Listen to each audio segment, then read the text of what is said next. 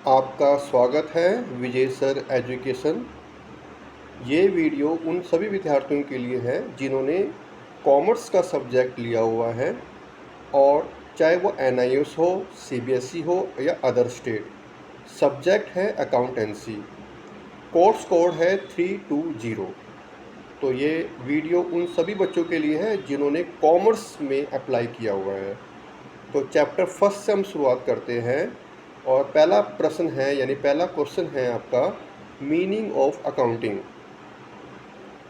तो meaning of accounting आप अपनी नोटबुक में साथ साथ इसको नोट करते जाइए और जो टफ वर्ड है, जो भी टफ वर्ड है उसका साथ साथ उसका मीनिंग भी लिखते जाइए। तो सबसे पहले हम बात करते हैं American institute of satisfied public accountants. तो according to the American institutes of satisfied public accountants, accounting is the art. Accounting is the art of recording, classifying and summarizing in a significant manner and in terms of money, transactions and event which are a part of at least of a financial characters and interpreting the result thereof।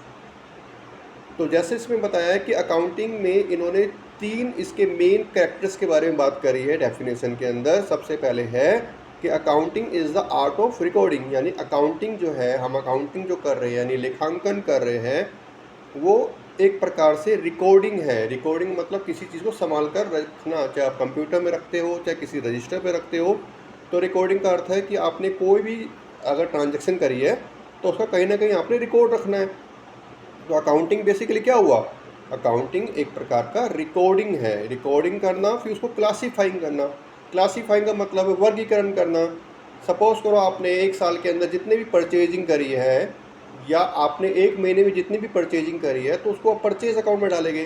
Classification means अलग अलग उसको वर्गीकरण करके अलग अलग account में divide करके लिखना।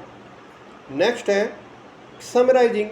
समराइजिंग का मतलब है कि उसकी पूरी तरह से कैलकुलेशन करना, पूरी तरह से उसको समराइज करना in a significant manner in terms of money. यानी अकाउंटिंग के लिए सबसे पहला ज़रूरी है कि जो भी आपने ट्रांजैक्शन करी है वो सारी की सारी ट्रांजैक्शन जो इन टर्म्स ऑफ मनी होनी चाहिए, यानी लेन देन जो होना चाहिए पैसों में होना चाहिए, चाहे वो डॉलर्स में हो चाहे वो रुपीस में हो, किसी भी करेंसी में हो, मगर होना मनी की फॉर्म में होना चाहिए। तो कोई भी ट्रांजैक्शन अगर मनी की फॉर्म होती है में हो रहेगी तभी उसको अकाउंट्स में शामिल किया जाएगा। And event which are in part at least of financial characters and interpreting the result thereof. और इस प्रकार से जितने भी पूरे साल भर में जितनी भी ट्रांजैक्शंस होती है वो सभी लेन देन जो है वो पैसों में होने चाहिए, तब जाके उसका हम क्या करते हैं, उसके एक रिजल्ट बनाते हैं, एक उसका परिणाम वर्गीकृत करते हैं। तो हमें डेफिनेशन क्लियर हुई है कि accounting is the art of recording, classifying and summarising. Recording हम किस में करते हैं? रिकॉर्डिंग करते हैं हम प्रॉपर जर्नल में, यानी जर्नल में हम रिकॉर्डिंग करते हैं। क्लासिफाइंग में क्या होता है? क्लासिफाइंग करते हैं लेजर में। समराइजिंग किस में करते हैं?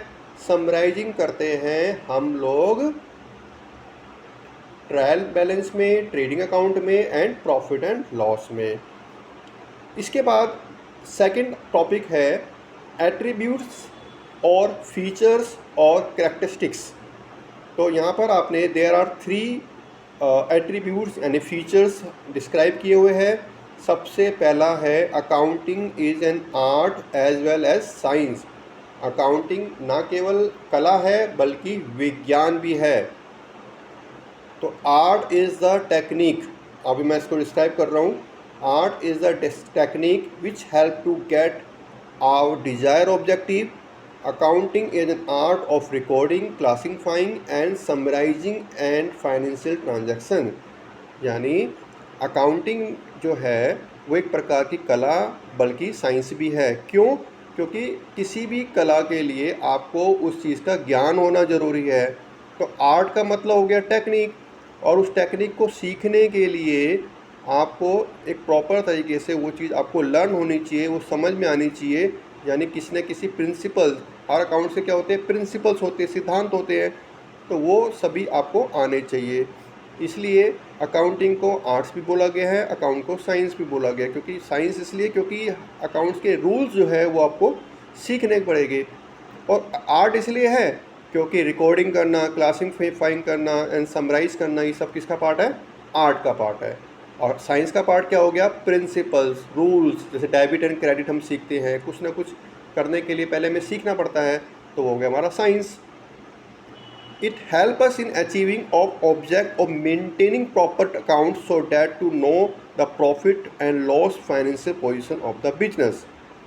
इसी प्रकार से accounting is also science because it is base of knowledge and certain basic principle, यानी कुछ भी करने से पहले, अकाउंट्स करने से पहले हमें इसको सीखना पड़ता है, उसके बेसिक प्रिंसिपल्स, उसके बेसिक्स रूल्स सब सीखने पड़ते हैं, इसलिए इसको साइंस में बोला गया, साइंस कहा गया। सेकेंड पार्ट है इसका रिकॉर्ड्स ओनली फाइनेंशियल ट्रांजैक्शन, यानी आपको मैंने पहले बताया था कि अकाउंट्स के अंदर जितनी भी ट्रांजैक्शन रिकॉर्ड होगी वो सब इन टर्म्स ऑफ मनी रहेगी। तो there are so many transactions in the business which are very important for business, but if these transactions cannot be measurement in terms of money, so such transaction will not be recorded. अगर कोई भी transaction in terms of money नहीं है, यानी इसको आप उसको लेन then को मनी की फॉर्म में नहीं कन्वर्ट कर सकते, तो वो अकाउंटिंग में नहीं इंक्लूड किया जाएगा। Example, a quarrel between the production manager and the sales manager affect the earning of the business, but it is not recorded and considered because it has no financial characters, no economic value and no exchange value. अगर production manager के बीच में किसी प्रकार का झगड़ा होता है, किसी भी प्रकार का झगड़ा रहता है, तो उस झगड़े को आप अकाउंट्स में शामिल नहीं कर सकते, क्योंकि वो किसी भी प्रकार का कोई लेन देन नहीं है और ना इन टर्म्स ऑफ मनी में इसको कन्वर्ट किया जा सकता है। इसी प्रकार से अगर आप घर में आपकी मदर्स, आपकी सिस्टर्स या कोई भी अन्य काम करता है, तो आप उसको इन टर्म्स ऑफ मनी में नहीं कर सकते। आप अपने गिफ्ट अगर अपने रिश्तेदारों को, अपने सगे संबंधियों को गिफ्ट करते हैं, देते हैं, तो वो भी अकाउंट्स में इंक्लूड नहीं किया जाएगा, क्योंकि वो ट्रांजैक्शन नहीं मानी जाएगी। इसी प्रकार से क्वेश्चन नंबर 3 है recording in terms of money. Each transaction is recorded in the books in terms of money. For example, if a business has 10 machine, 20 tons of raw material. कह रहे अकाउंट्स में जितनी भी कोई भी चीज़ है उसको आपने इन टर्म्स ऑफ मनी में कन्वर्ट ज़रूर रखना है। क्या कह रहा है कि अगर बिजनेस में 10 मशीन है, अगर हम ऐसे बोले कि हमारे पास 10 मशीनें हैं, या हमारे पास 2 कार है, 2 बिल्डिंग है, 20 टेबल्स हैं, 20 फ़ैन हैं, तो नहीं, इस तरह से हम इसको अकाउंट्स में नहीं शामिल करेंगे। अकाउंट्स के लिए हम उसका एक प्राइस फिक्स करेंगे कि हाँ, मेरे पास एक बिल्डिंग है जिसकी वैल्यू 5 लाख रुपए है, मेरे पास एक कार है जिसकी वैल्यू 1 लाख रुपए है।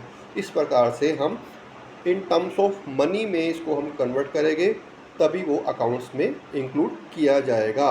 तो एट्रीब्यूट्स, फीचर या कैरेक्टरिस्टिक्स तीनों एक ही बात है।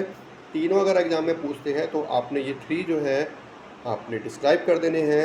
सबसे पहला था accounting is an art and as well science, record only financial transactions and recording in terms of money. तो आज के लिए इतना है। नेक्स्ट वीडियो आपका इससे आगे फर्दर कंटिन्यू करेंगे, ठीक है, जिसमें हम एडवांटेजेस अकाउंट्स के आपको बताएंगे।